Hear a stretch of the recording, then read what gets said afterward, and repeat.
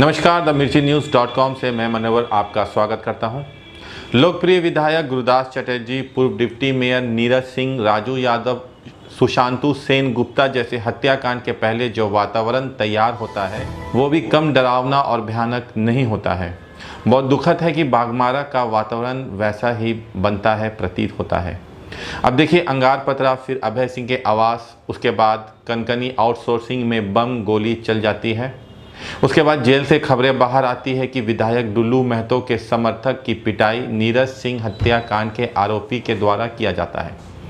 इस खबरों पर गौर करें तो सारी खबरों को एक ही धागे में पिरोया गया प्रतीत होता है। ये सारे उथल पुथल के पीछे का सच जानने के लिए आइए हम और आप देखते हैं बाघमारा के इतिहास को, जहां स्वर्गीय शंकर दयाल सिंह, श्री ओपी लाल, श्री जलेश्वर महतो क्षेत्र के विधायक हुआ करते थे। उस जमाने में बाघमारा के हर एक कोलेरी पर किसी एक व्यक्ति का कब्जा हुआ करता था। माटीघर से लेकर कनकनी तक यही कहानी थी, मगर डुल्लू महतो ने विधायक बनने के बाद पुरानी परंपरा को बिल्कुल ही बदल दिया। अब जो कोलेरी में मामूली मुंशी या सरदार अथवा मजदूर का काम करते थे, अब कोलेरी पर वैसे नौसिखिए गरीबों का कब्जा हो गया। इसका परिणाम ये हुआ कि दबंगों के बीच में डुल्लू महतो के एक स्वाभाविक रोष उत्पन्न होने लगा और वो अपनी पुरानी कमाई को हासिल करने के लिए योजना बनाने लगे। ऐसे ही योजना डुल्लू महतो के हाथों अपनी राजनीतिक जमीन खोने वाले श्री जलेश्वर महतो भी बनाने में व्यस्त हो गए। श्री ओपी लाल, जो ट्रेड यूनियन के कद्दावर नेता हुआ करते थे, डुल्लू महतो के AITUC में शामिल होकर ट्रेड यूनियन के क्षेत्र में पांव पसारने से बेरोजगार जैसे हो गए। बियाडा के पूर्व चेयरमैन श्री विजय झा, जो श्री बाबूलाल मरांडी के काफी करीबी माने जाते थे, जब बाबूलाल ने झारखंड विकास मोर्चा का गठन किया, उस वक्त से विजय झा खुद को बाघमारा के JVM के स्वाभाविक प्रत्याशी के तौर पर प्रस्तुत कर रहे थे। उस वक्त डुल्लू महतो अचानक JVM में शामिल होते हैं और JVM के टिकट को हथिया लेते हैं। इस घटना की खुन्नस श्री विजय झा के दिल में जीवित रहती है और वो डुल्लू महतो को अपना राजनीतिक शत्रु मान लेते हैं। पृष्ठभूमि बदलती है, डुल्लू महतो जेल में रहते हैं। गिरिडीह के सांसद रविंदर पांडे राजनीतिक के तहत जेल में डुल्लू महतो से मिलकर समर्थन का आग्रह करते हैं। उस समय डुल्लू महतो का भी JVM से लगभग मोह भंग हो चुका था। उन्होंने खुलकर रविंदर पांडे और भारतीय जनता पार्टी का समर्थन किया। यहीं से डुल्लू महतो का JVM से BJP की तरफ मार्ग प्रशस्त हुआ। डुल्लू महतो को BJP से टिकट भी मिलता है और वो जीत भी हासिल करते हैं। टिकट दिलाने में और जीत दिलाने में रविंदर पांडे ने यथा संभव मदद किया।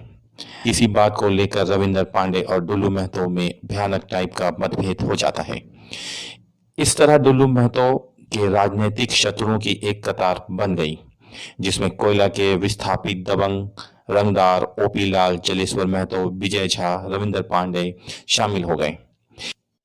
यहाँ डुल्लू महतो ने एक और राजनीतिक अपरिपक्वता का परिचय देते हुए सारे दुश्मनों को एक ही मंच पर ला खड़ा किया और उनके बीच में एका को स्थापित कर दिया। यहाँ पर डुल्लू महतो के विरोध में एक सबसे खतरनाक दुश्मन और भी पैदा हुआ और वो दुश्मन सत्ता परिवर्तन है। कल तक भाजपा की सत्ता थी और डुल्लू की तूती बोलती थी। आज सत्ता पर डुल्लू महतो विरोधी है। इसी पृष्ठभूमि के कारण डुल्लू महतो जेल की सलाखों के पीछे हैं और उनके समर्थकों का मनोबल पूर्ण रूप से टूटा हुआ। डुल्लू की पूरी टीम बिखरी हुई है और डुल्लू महतो विरोधियों के लिए पूरा मैदान साफ। सिर्फ एक प्रहार और फिर से कोलेरी पे पुराने दबंगों का कब्जा, फिर से जलेश्वर महतो के लिए किला फतह करना आसान, फिर से विजय झा और रविंदर पांडे को बदला लेना संभव।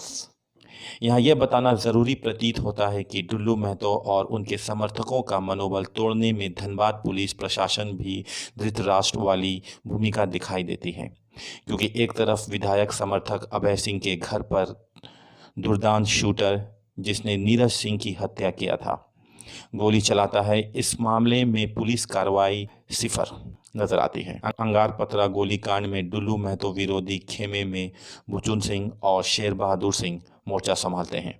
इन दोनों भाइयों की पृष्ठभूमि हत्याओं के मार्ग से गुजरती है। अंगार पतरा के बाद अभय सिंह के आवास पर गोली चलती है, उसमें भी भुचुन सिंह और शेर बहादुर सिंह का नाम आना ये बताता है कि पुलिस का हाथ तो किसी की पीठ पर है। फिर जेल से ये खबर आना कि डुल्लू समर्थक की नीरज हत्याकांड के अभियुक्तों के द्वारा जबरदस्त पिटाई, फिर कनकनी गोली कांड बहुत कुछ बताते हैं। विधायक दुल्लू महतो ने पहले भी इशारों में विरोधियों के हमले की बात कही है और उनकी बात उनके समर्थक अभय सिंह के घर पर दुष्ट साहसिक हमले से सच साबित होती नजर आती है। हमारे प्रतिनिधि नुमान ने जब अभय सिंह से बात की तो वो साफ तौर पर डरे नजर आ रहे थे। आइए सीधा चलते हैं नुमान के पास। अभय सिंह जी, क्या घटना थी? आखिर क्यों गोली चली?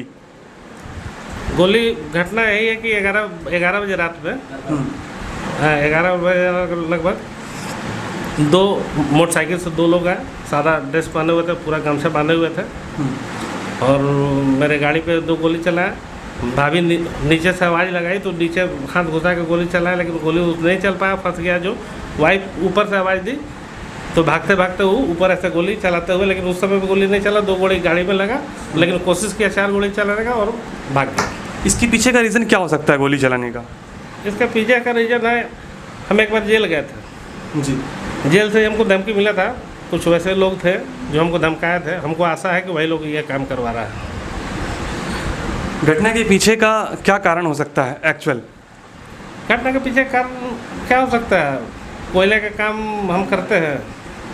हाँ, उसमें जेल में ही गया था तो कुछ लोग बोला कि भाई तुम नुकसान करा दिया, दुनिया करा दिया, उसके तुमको पैसा देना होगा रंगबाजी।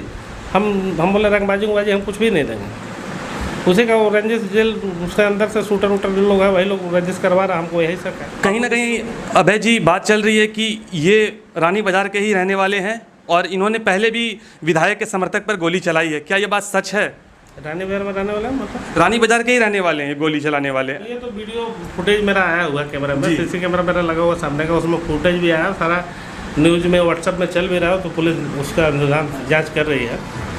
तो आप क्या मांग करना चाहते प्रशासन से? न्याय हो, जो गोली चला वो पकड़ा है, दोषी को जेल भेजा जाए।